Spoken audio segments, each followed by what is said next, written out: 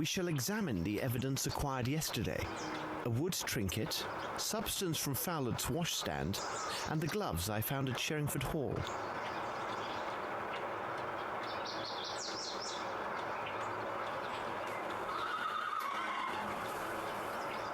A very fine white cotton.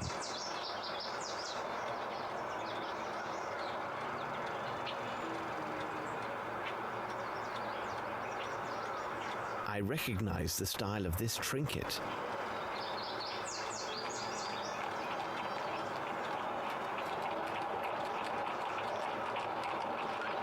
Let's examine it under the greasy substance. Very interesting.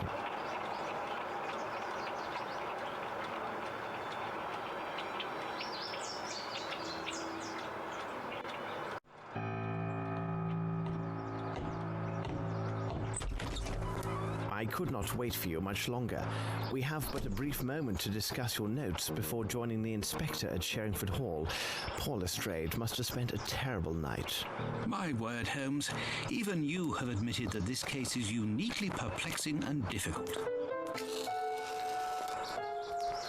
You are, of course, correct. I still have not arrived at a reasonable and definite explanation of these events. You see, Watson, our success lies entirely in our ability to sift through the vast amounts of facts and evidence we have at our disposal and discern which items are of true significance. We cannot allow ourselves to be blinded by the superficial logic of forced hypotheses. We also must not overlook the trifles, as by their very existence they can destroy the most solid of theories. Watson, consider this. All persons intimately involved with the preparations for the reception knew the precise position Sir Bromsby would occupy on that stage. We must remark that they had this knowledge for at least a week beforehand. Numerous experts have made much of the fact that the deadly shot was of unnatural precision. We have also learned that Horace Fowler was a renowned expert on all types of mechanical devices and automatons. Then Fowler is found dead a mere 2 days ago. These facts give rise to a serious line of inquiry. I find your deductions quite probable, Holmes. But how can we explain the guest list with notes? Any probable theory about these events must correspond in all ways, including the smallest of details. Watson, I have a general idea of what you discovered during your return to the Flatham railway station. Please correct me if I get any detail wrong.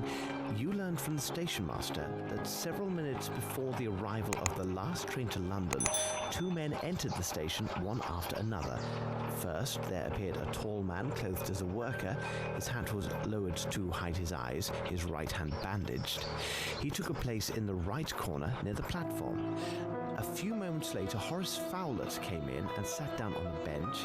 He spoke briefly with the station master and by all appearances seemed to be freezing. I can add that you have probably learned that the station master began to work in Flatham only 4 years ago. The rest you can tell yourself. Really, Holmes, you were right concerning the information I received from the station master. When I entered the railway station...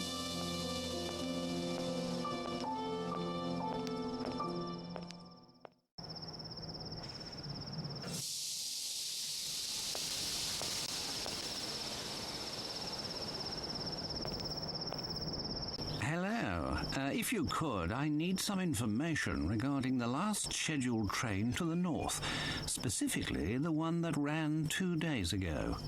You're one of those fellows from London working with Fletcher, aren't you? Wait a second, let's see, 2 days ago, or rather 2 nights. That was the night when Mr. Fowler was here. Did you see him? As clearly as I see you now. But he didn't seem well, he was all muffled up, and every time he opened his mouth it was to cough. The people from the village say that he's an odd one who's always amusing himself with gewgaws and puppets. Do you see him often? No, I don't know him that well, because he didn't travel very often. I didn't think it was a good opportunity to make his acquaintance, but he wasn't able to say more than a few words without suffering a sudden coughing fit. It seemed he was travelling to the north. However, I cannot say with any certainty that he arrived there. Was there anyone else on the platform? Yes, there was a fellow. I could see his face beneath his cap, and for a second I thought he had a revolver in his pocket, but then I noticed that it was merely his hand. It was all done up with a large bandage due to some wound, I suppose. Where was he, exactly? He stood in that corner over there, and Mr. Fowlett arrived a bit later. I heard the sound of his coughing for about 5 minutes after that. When the train arrived, they boarded the same carriage. And where might I find this train carriage? Why, right here. They always use the same carriages when they put together the night trains. Aha, and here it is. This is most advantageous.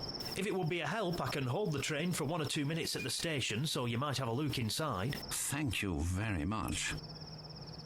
Well, I must investigate these matters. Until later, sir.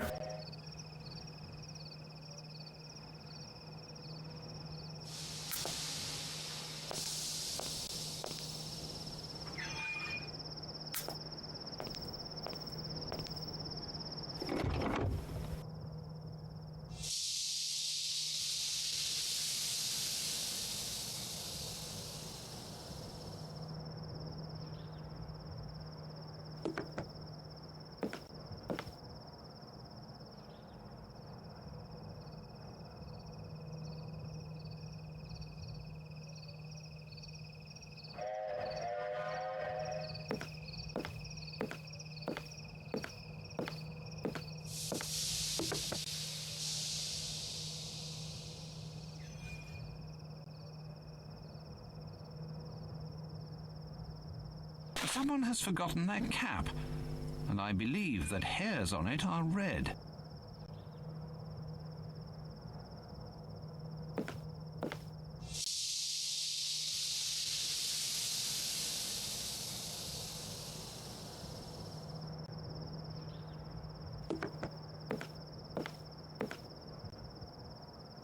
It could be evidence.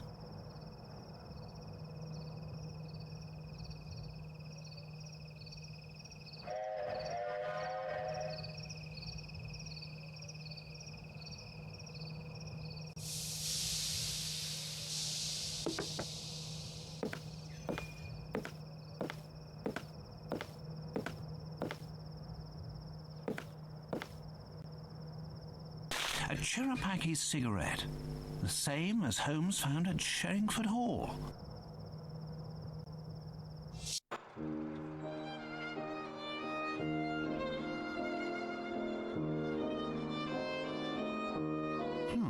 A red hair. This is splendid, Watson.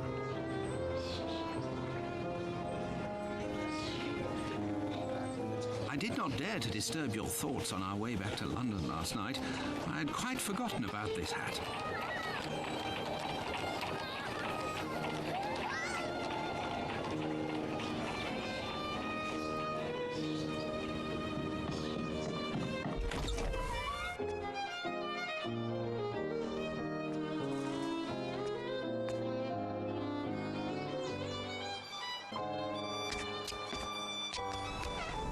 What can we do for you today, Mr. Holmes? Come near, Wiggins.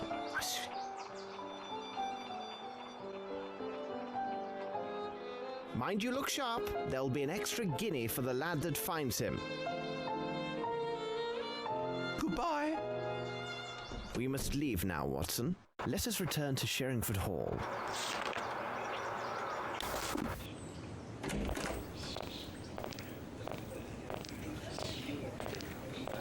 Cabby!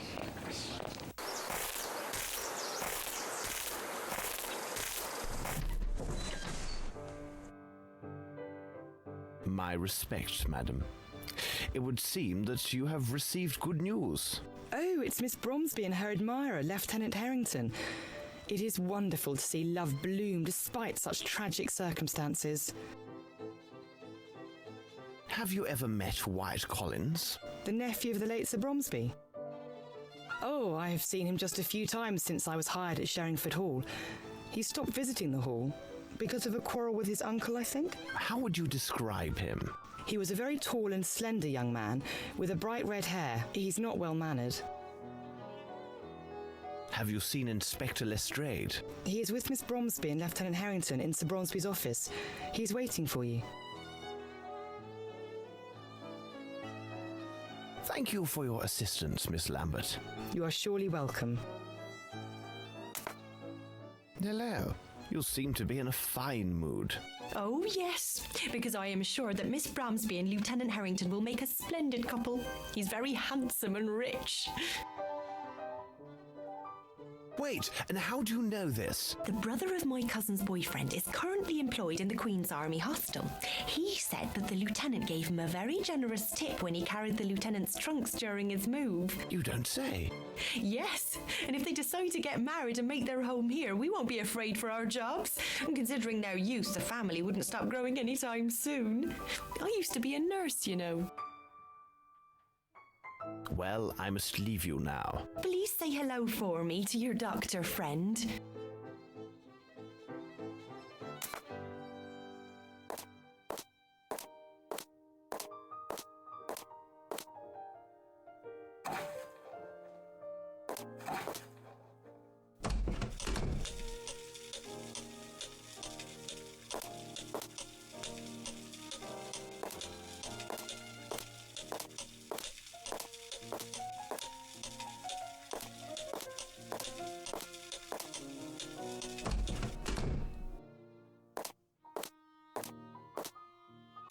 Hello, Mary.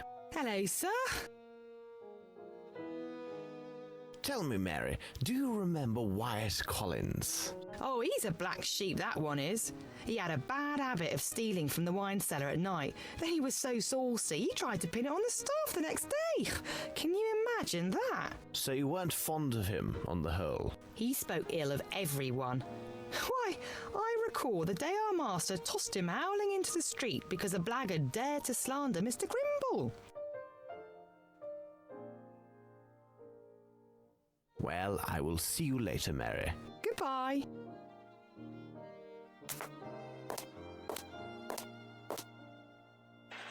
Well, it's not too early.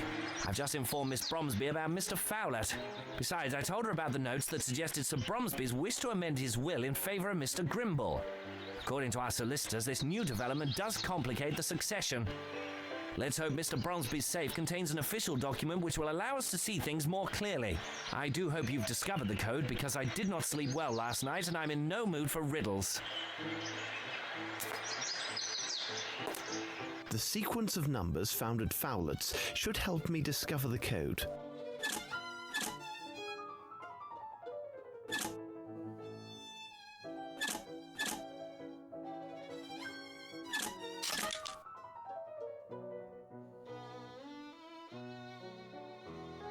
It is simplicity itself.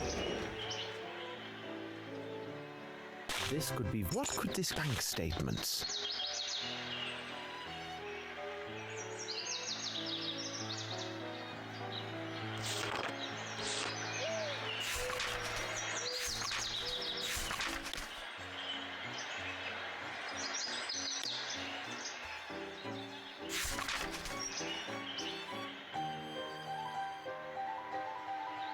I have a feeling that I should inspect this Fairfax Theatre.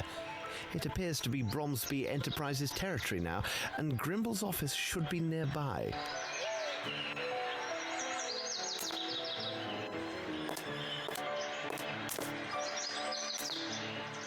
Not one shred of paper about the inheritance. My superiors keep pressing on me, saying that we're going to a crisis in the city. For now, I'll check into this Richards character. What are your plans? First of all, I will need this key. I presume that you have had neither the time nor the opportunity to inform Mr. Grimble about the current state of the investigation.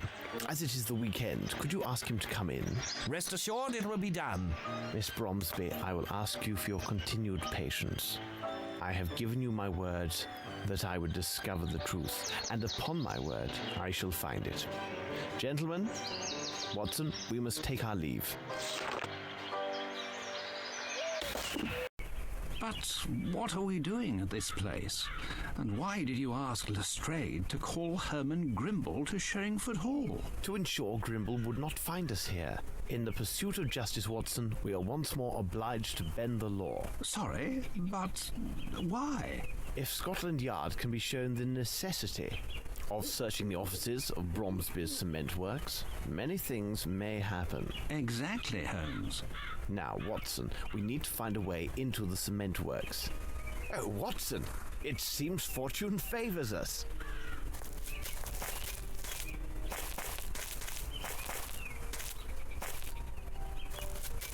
Hello, Mr. Goblet.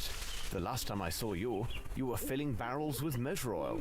Well, I'll be jiggered, Mr. Holmes. It is a small world, isn't it? Your days of roaming the docks are long past now, aren't they? Same for me. Tell me, what brings you to these parts?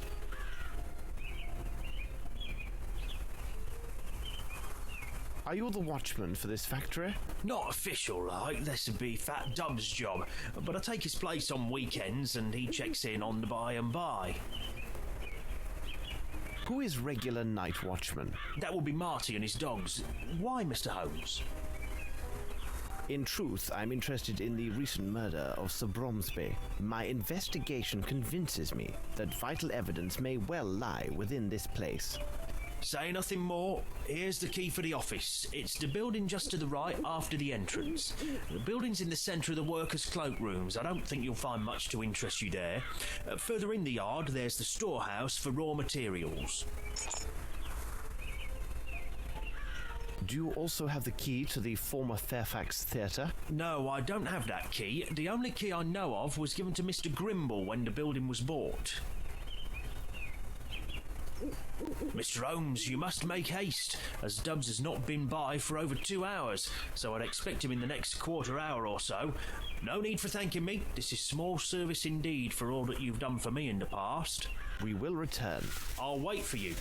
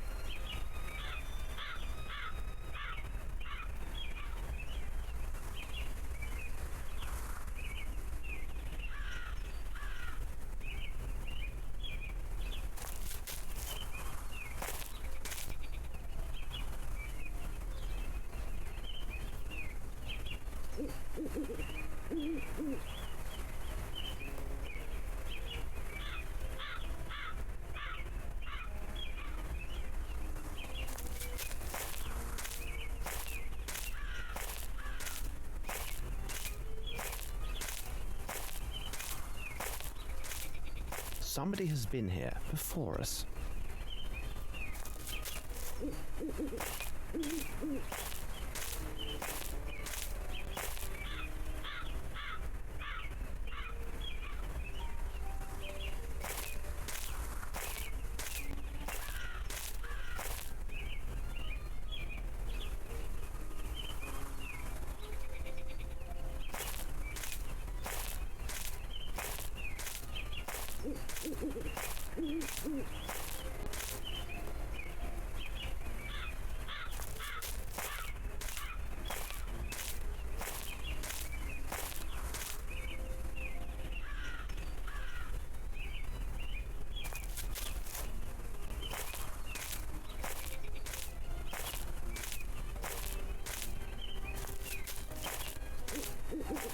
Closed.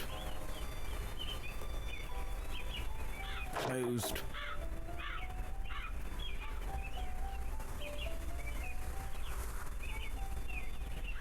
Come, Watson. Watson, stay by this window and let me know as soon as you see a large man coming from the other side of the street. All right, Holmes.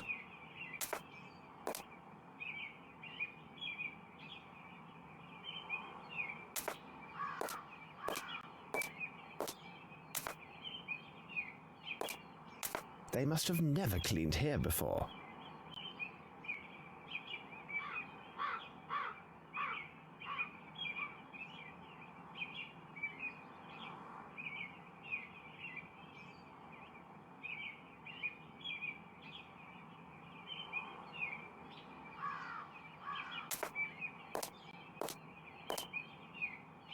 This key reminds me of another.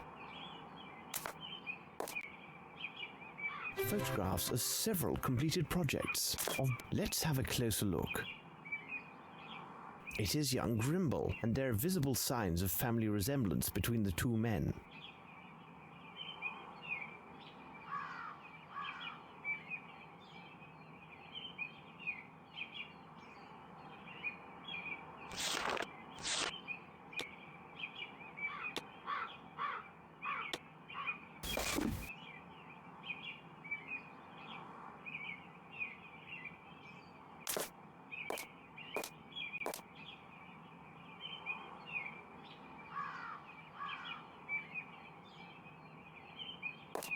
What a beautiful model.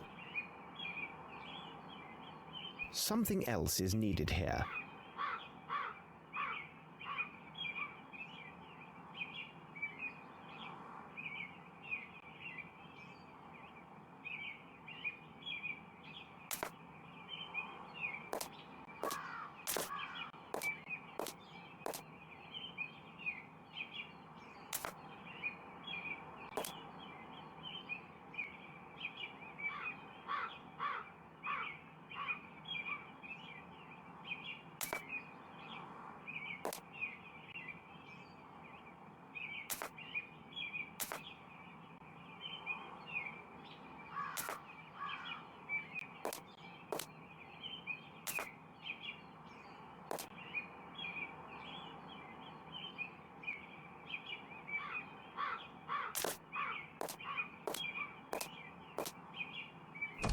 This is a veritable museum.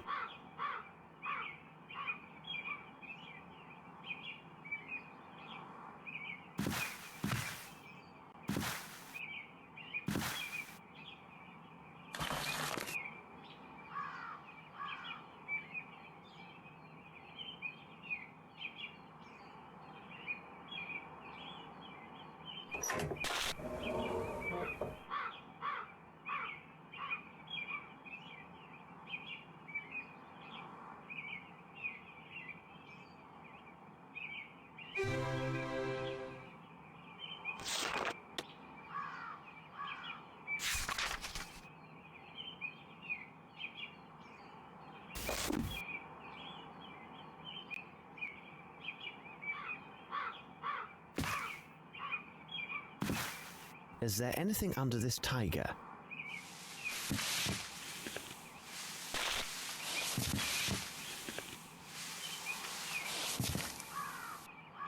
This writing is very hesitant and jittery.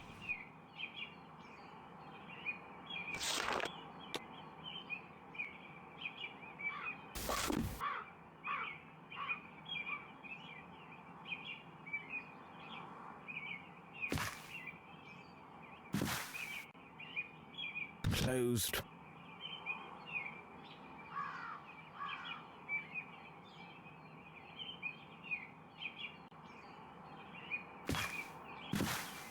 I'll examine this statue of Ganesh.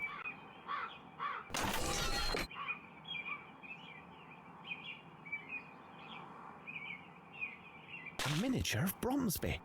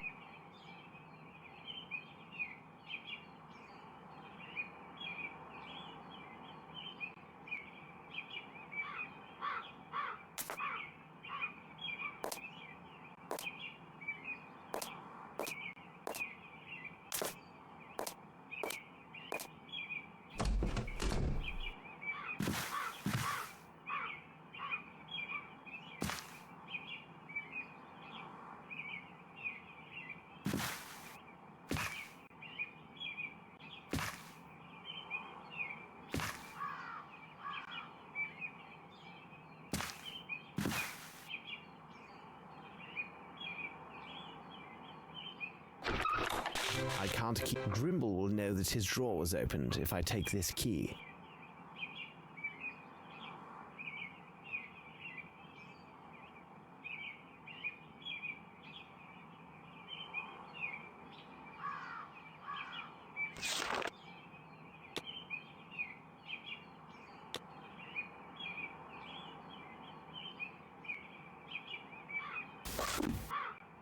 Hurry, Holmes! I see someone coming. One moment. I must take care that everything appears undisturbed. Quickly, let us secure a cab. I must send several messages of great importance. Please sit down, Holmes. Even if you do not intend to eat, your constant agitation has been tiresome all evening.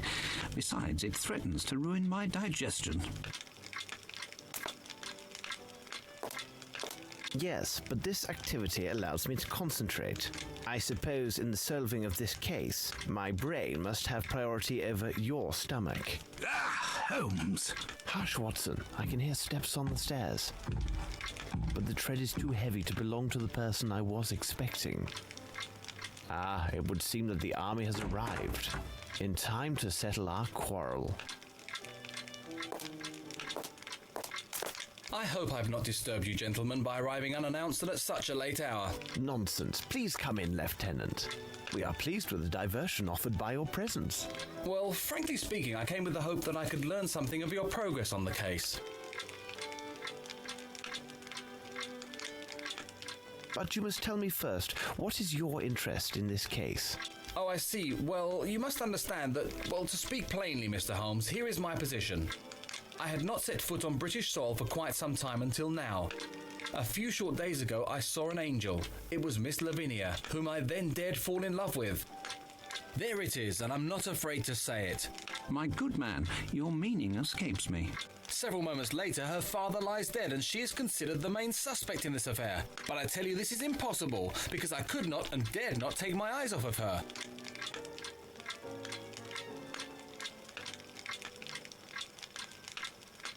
So what is your concern? It seems my unguarded and devoted attentions towards Miss Bromsby during her troubled days have left no doubt as to my true feeling for her. Inspector Lestrade has intimated that the court may consider my testimony to be tainted by my affections, thus my evidence disregarded.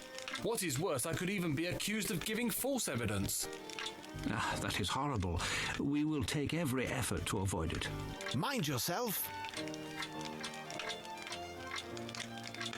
What do you want of me? That is why I have come to see you, Mr. Holmes. If I must seem to abandon her to save her honour and her life, then I will leave. Even if it means the absolute destruction of our happiness. But you, Mr. Holmes, could you intervene so that I will not be brought to this terrible choice? I will be eternally in your debt. Naturally, you must not lose hope, young man. Am I not right, Holmes? Anything is possible, Watson. Your hope is based on an assurance, which, in good faith, I cannot give, my dear Lieutenant. However, I can give you this advice. Abandoning Miss Bromsby will do her case no good, even if her appearance in the dock proves unavoidable. Well, goodbye, Lieutenant. I will heed your advice, Mr. Holmes. Wait, I will see you to the door.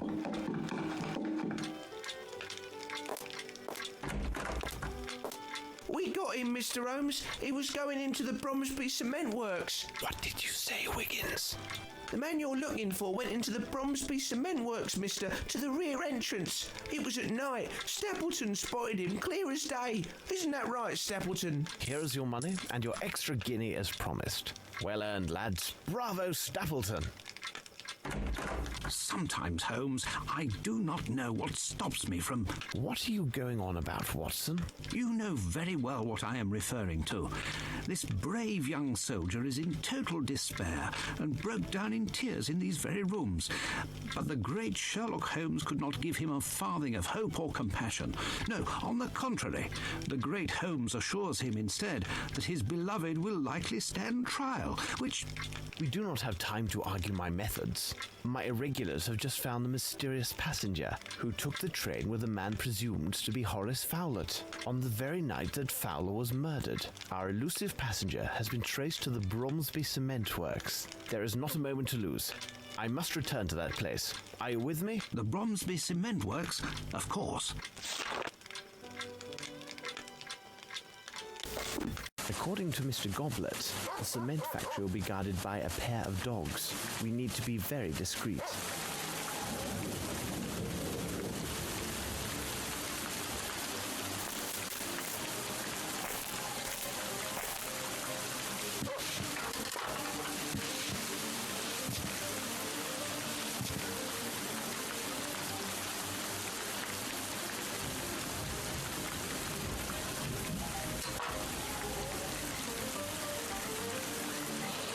Come, Watson. Stay here, Watson. If anyone attempts to scale this wall, then cross over to this side. Make as much noise as you can to attract the guard. Be careful, Holmes. I must get to the main office and locate the key to the Fairfax Theatre without being noticed by the guard and his dogs. I must stay hidden at all times when I move.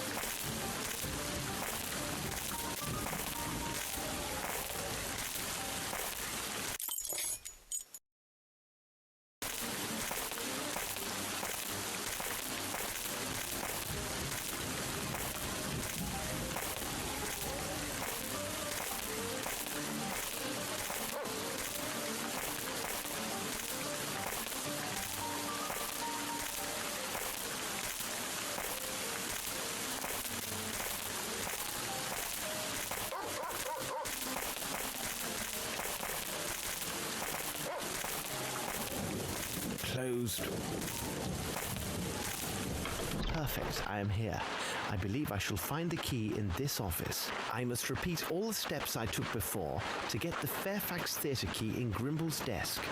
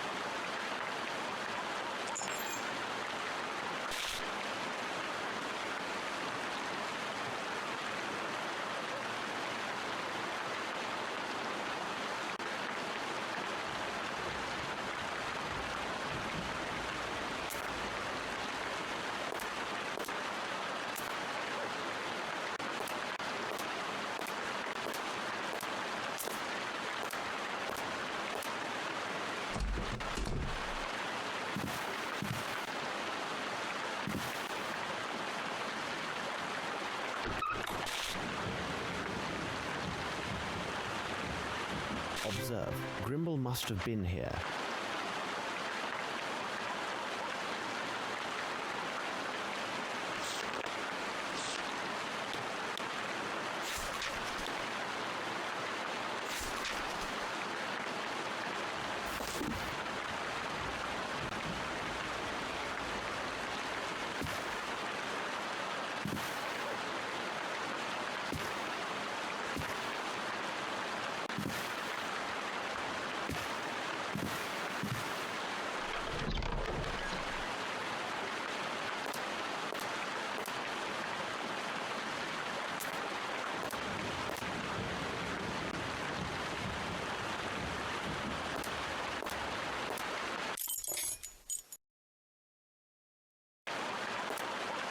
Now I shall travel to the Fairfax Theatre, but I must take care that the guard does not see me.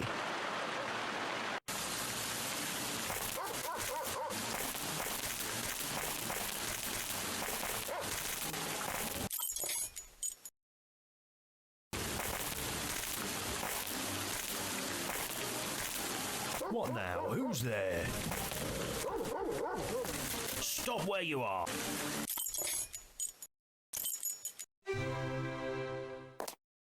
Now I shall travel to the Fairfax Theatre, but I must take care that the guard does not see me.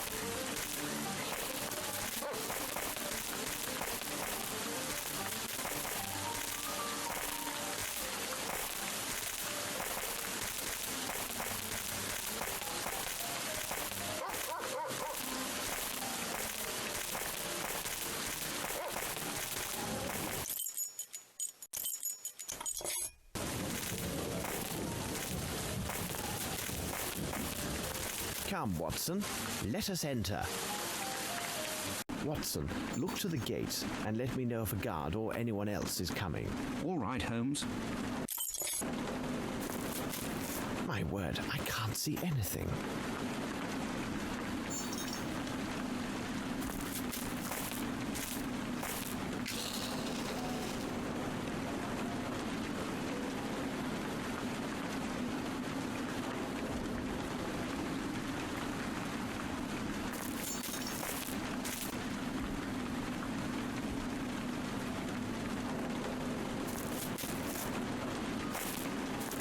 I need something.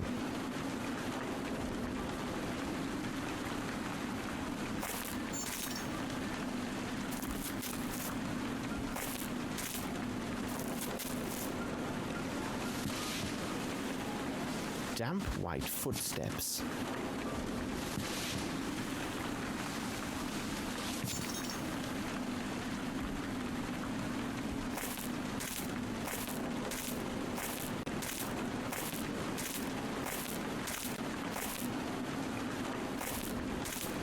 This lock is very old. I think I may be able to force it. Let us enter. I must light the lamp. I can't see a thing.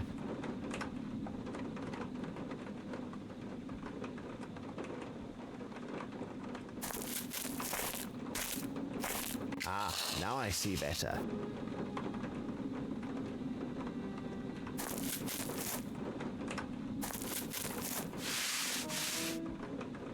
Traces of blood and hair.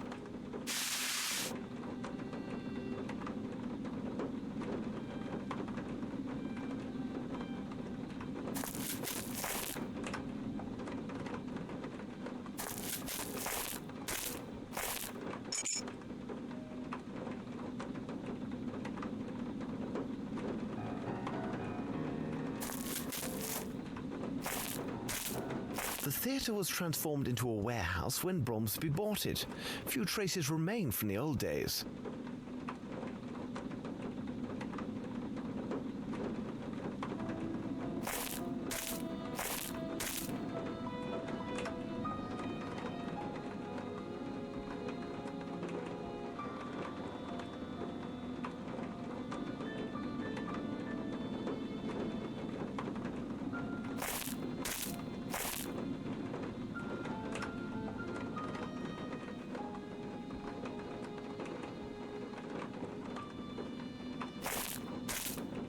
closed.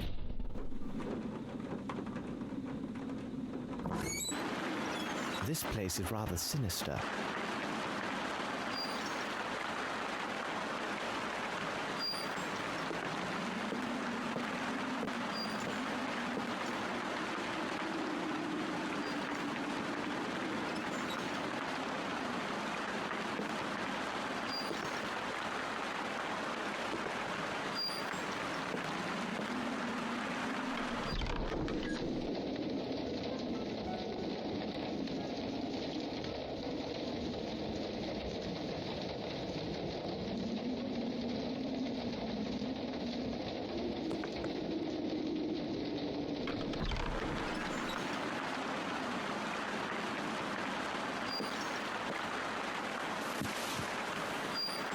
Quicklime. I must take precautions, as this substance is quite dangerous.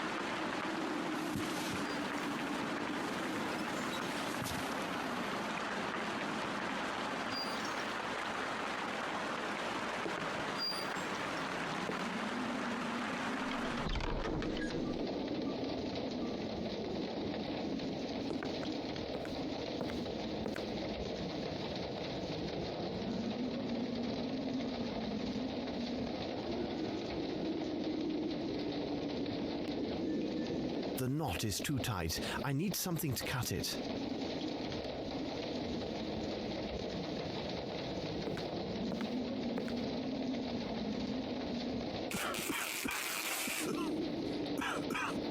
This is quicklime. I need a mask to protect myself.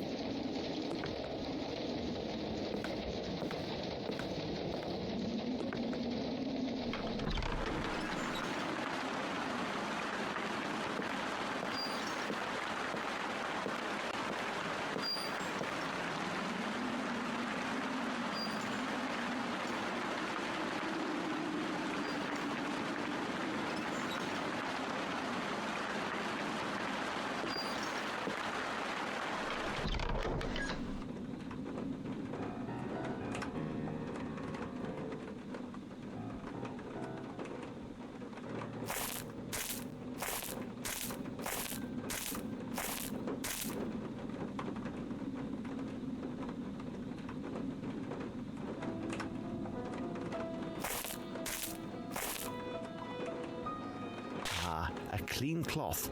I can use it as a mask.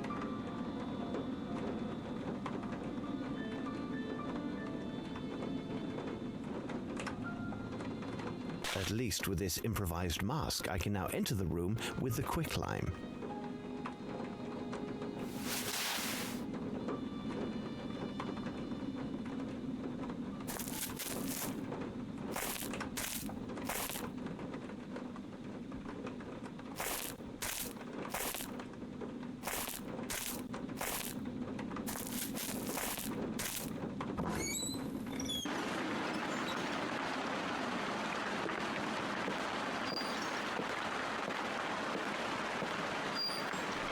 We are running out of time.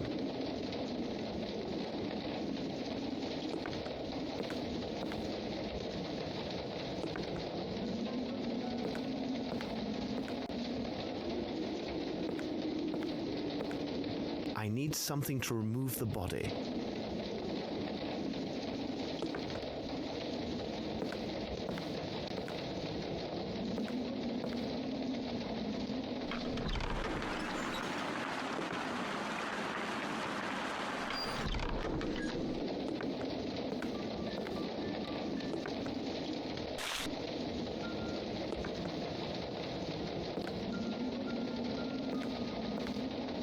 I need something to remove the body.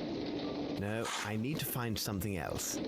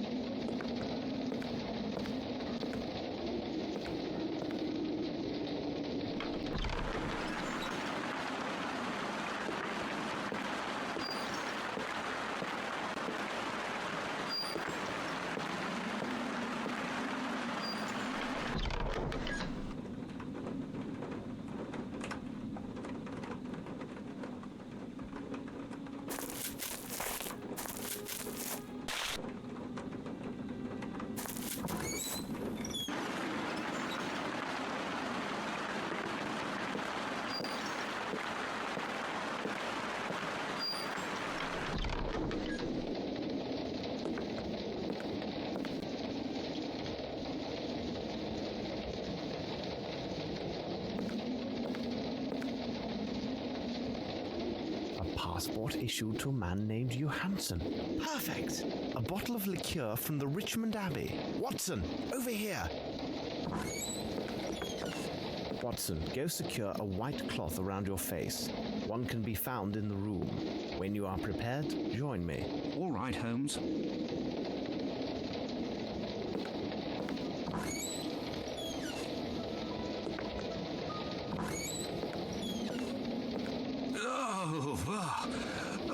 Poor devil.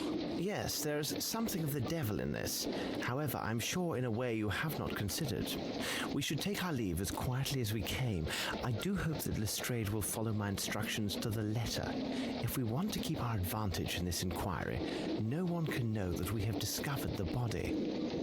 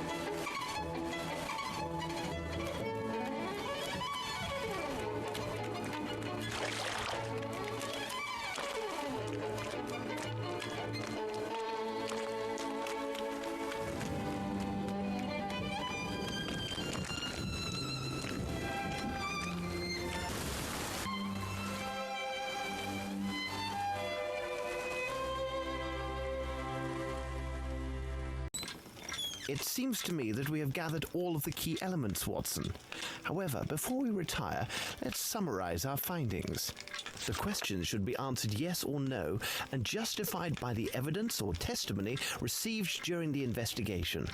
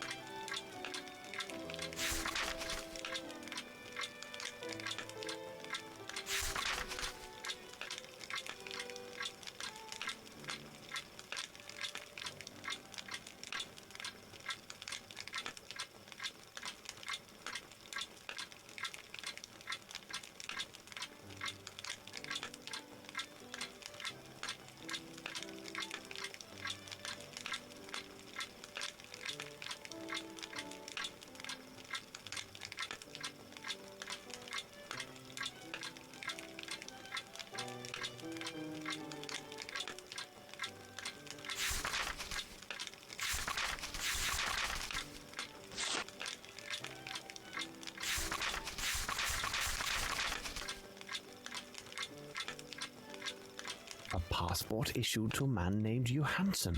Perfect!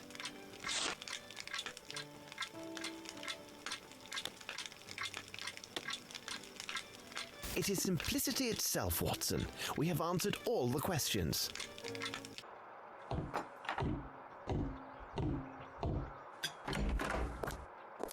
Good morning, Holmes. During this long night, I got little rest. I cannot forget the terrible face on that poor fellow we found last night. And I won't even mention those unfortunate men we encountered purely through bad luck. You say bad luck, Watson? I think not. Lestrade will have something to say about this point when he arrives. Our dear Mrs. Hudson, she must surely have risen in the middle of the night to prepare such a feast. I presume that you have your notes, Lestrade. Good. Here are mine. You seem to be somewhat tired, my dear Lestrade. You must calm yourself. Somewhat tired? Holmes, read it for yourself in the Morning Times. It speaks only of crisis, riots, and perhaps even revolution in the streets. The bank's in a panic, froze the entire assets of the Bromsby Company. Now Grimble's unable to pay his workers. They're leaving their work sites, marching in the streets, and even now breaking everything they see. Good God. My superiors inform me that in 3 days' time, Bromsby's largest suppliers threaten to stop all deliveries if a solution isn't found. It seems that the future of this city and even more depends on the resolution of this case, and I must admit I'm at a complete loss. My superiors are harassing me hourly. Every day brings some new find to bedevil me, like a corpse in the night or some other mystery that confuses this case even more. And with all of this, you want me to calm myself? Watson, would you be so kind as to pour a cup of tea for Inspector Lestrade? You see, Lestrade, the dimensions of this case are merely a reflection of the larger faults of our fragile and complicated society. London can be viewed as a game of 4 million dominoes, which are placed one after another, just so. Should some event cause one domino to fall, then another domino shall surely fall as well, and so it will continue. To stop this chain reaction, there is only one alternative. You must remove a domino, and this reaction shall cease. I agree that the sudden spectacle of all of these falling dominoes is most disconcerting. This may lead one to make the reckless decision to remove any domino at hand to try and stop the tide of these events. But it is critical that we concentrate our efforts and reason on only one question. Which domino shall we take away? Or rather, which one are we obliged to take away due to its critical position in the chain of dominoes? I know, Holmes. My superiors demand a guilty party, and they will have him, no later than the day after tomorrow. It matters little that I doubt his guilt. We discovered certain documents that offer proof that Grimble misappropriated funds for a personal enterprise while he was an associate in India. Sir Bromsby had discovered these improprieties, which gives Grimble an excellent motive to seek Sir Bromsby's death. So I have two strong possibilities for the guilty man. But I lack definitive evidence that favors one or the other. My choice is now ruled solely by a number of important presumptions and will have two immediate consequences. One of these individuals will obtain ownership rights in the Bromsby Company, and the other will have the executioner's rope. Either way, Holmes, we've identified one of your attackers. If you need me, I'll be at Sherringford Hall tonight. You have shaken him, Holmes. Such was my intent. In such a complicated case, the police have their uses. I cannot bear if they start to lose their efficiency and reason. I'm going to get dressed while you study Lestrade's findings. I must read the documents Holmes gave me.